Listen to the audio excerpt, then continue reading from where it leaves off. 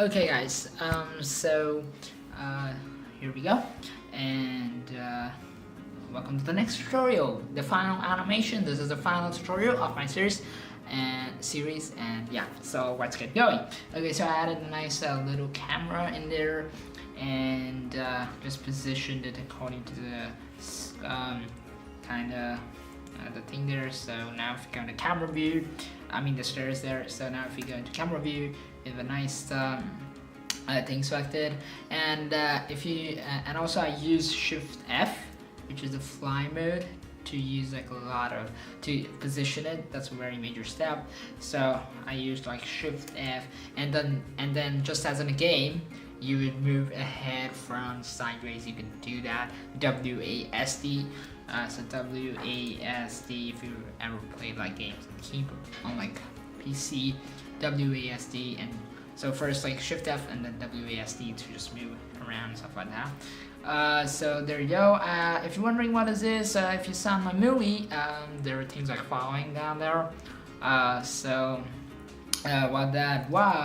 What that was, sorry for that. What that was that I added like a force field, so you can see the force field here. I did that, but by just going Shift A, force field, and I added a wind there, and then position the wind and increase the strength. So if you just go into here, and if you click on that, if you go into the physics tab in cycles, render and properties tab. You can use like kind of blender render, but of course cycles render in the engine and better. But yeah, force field, wind, and then I changed the strength, and yeah, that was basically that. Just changed the strength according to my animation there, and there we go. And then like there were like these things like kind of falling down the stairs. Just add a little bit more when the camera moved down the stairs. So I added that. I animated the camera. How to animate the camera? Well, you can just go Shift 0, kind of position the like that, and then you can go into the timeline. Location, rotation, scale. Want to move here, and when I select the camera, Shift F, W, S, like that, and I'm gonna kind of have it like that. Location, rotation, scale, move to another keyframe, just navigate around kind of like that. Location, rotation, scale, and now we've got a nice movement, just like the one that I did in the movie. So Shift F, and now I'm gonna go like kind of like that, and Shift F, W, and just go like that. And then I can just add location, rotation, scale. So there we go, something like that. That was not the best movement, but yeah, you can kind of play around with that. Make sure to make your stair a passive physics body, because if you don't, then these little kind of cylinders won't fall on correctly on the stairs. So you want to go there. Rigid body, passive. So right now, if I were to do this again, rigid body, passive, and always you can make it mesh just to make it better, stuff like that. And then you can kind of play the animation there. Like right now, if you see, that's the camera. Cool. We don't want the camera. We want this. So I don't think so I've animated it yet. But yeah, you can try to figure that. Okay, so yeah, basically that was that, and then you can animate these, just add active, and then they can kind of fall. You can also check out more tutorials, they just explain a lot in animation. But because my scene is a little bigger right now, I'm just not gonna focus on that, but on this part. Okay, so for this part, I did basically the same thing. I did see the cloud changing here. That's why I made it cloud. It just looks kind of better. But yeah, you don't want to have really changing there. So I'm gonna kind of adjust the weight paint of this. So go into weight paint. Weight paint is kind of to assign weights. So it's kind of to assign like weights on specific places. So those places are kind of stronger. So if you right now see your T, it's like kind of red is like stronger in these light places. So they're kind of like falling, but of course you can paint them on, and you can choose like kind of the darkened one to darken it up. No, it's kind of, yeah, you have to increase the weight from here. If I kind of make them there, so if I go to mix and if I change the weight there, they're not gonna move a lot. There you go. They're not gonna move that a lot. You can always do that. You can choose what to do, of course. But yeah, that's kind of the basic thing. So weight paint is assigning weights and then it behaves in a certain way. Because I have like this is a passive body here in the first in like the physics panel passive, and it's like a clock on the passive, so it's gonna move. Okay, so you're gonna have kind of like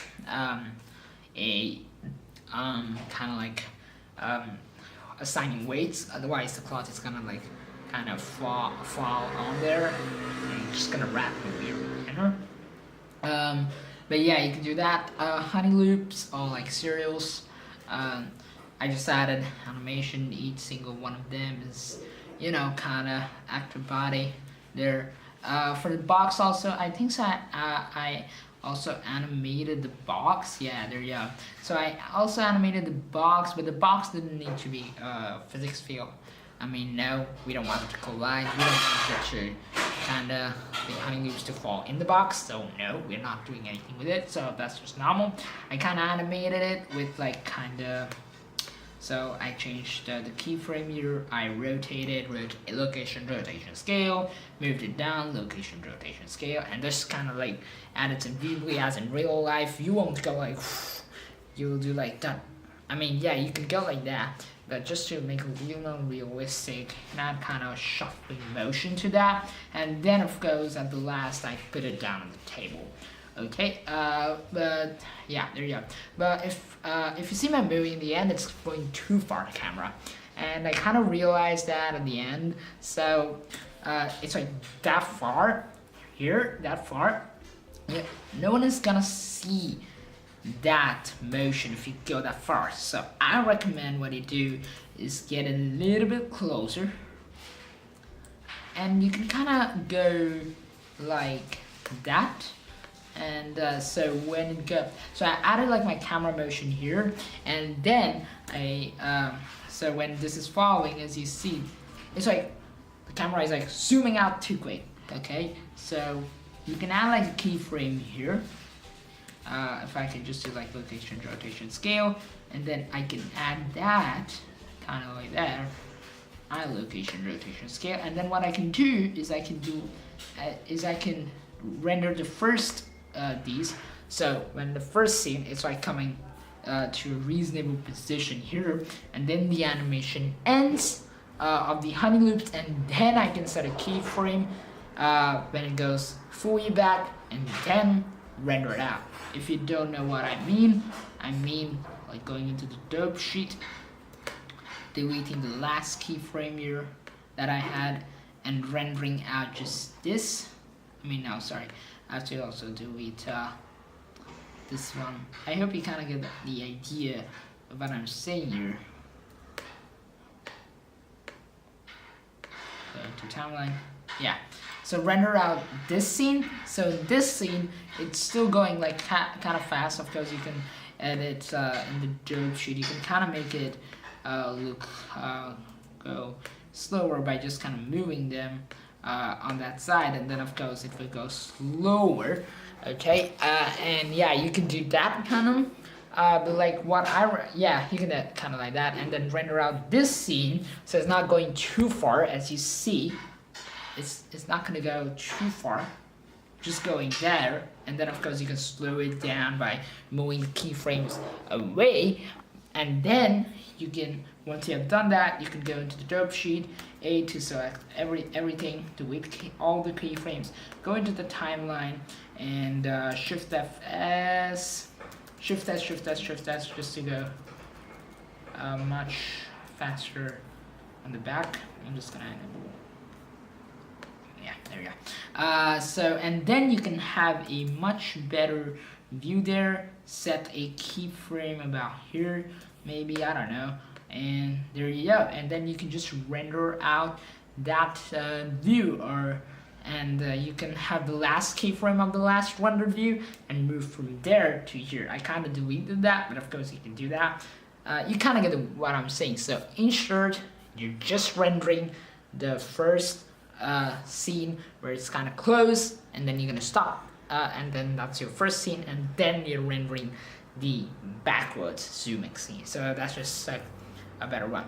Okay, I know this kind of got a long tutorial because I felt like kind of, you know, trying to explain to you. But yeah, I hope you got what I'm saying, you understood it, and I'll be coming up with a few more tutorials maybe in the next few months.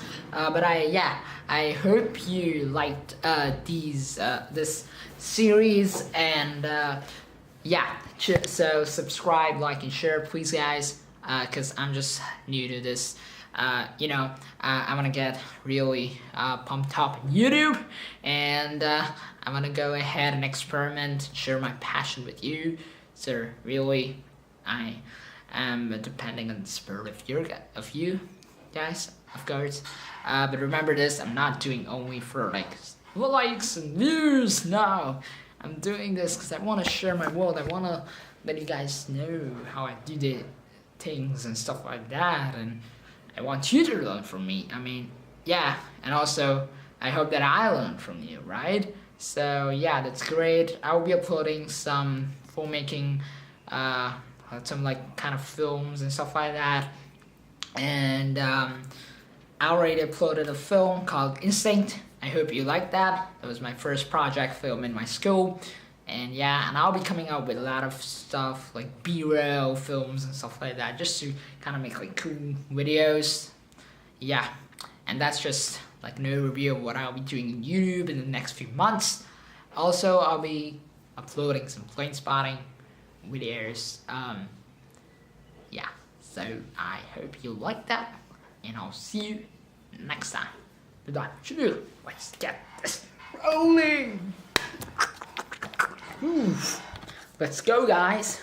Let's get this rolling. No. Should I stop this? Yes. Okay. I think it's enough, guys, right? I mean, this was a fairly long tutorial, right?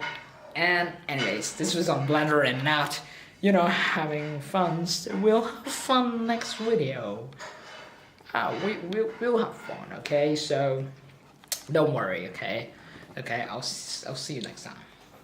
I think I should close that. Whew.